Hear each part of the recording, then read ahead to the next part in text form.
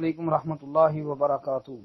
محترم بھائی کا سوال کہ ایک آدمی بینک سے ٹریکٹر لیتا ہے، پھر اس کو بیچ دیتا ہے اور آگے کاروبار کر لیتا ہے، کیا اس کا کاروبار کرنا ٹھیک ہے کہ نہیں؟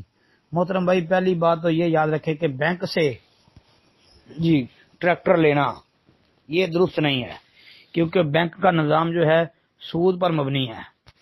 جب آپ ان سے کوئی ٹریکٹر لیں گے یا کوئی اور گاڑی لیں گے بینک کے ذریعے، تو آپ جو ہے سود کے ساتھ پیسے ادا کریں گے۔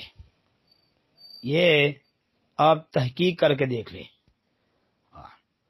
یہ بھائی پکی بات ہے۔ لہذا یہ اس کو بیچ کر آگے کاروبار کرنا یہ بات کی بات ہے۔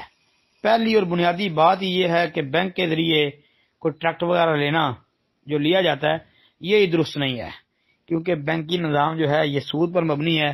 اس لیے بینک کے ذریعے گاڑی وغیرہ کوئی بھی کسی قسم کی چیز وہ نہیں لینی چاہیے۔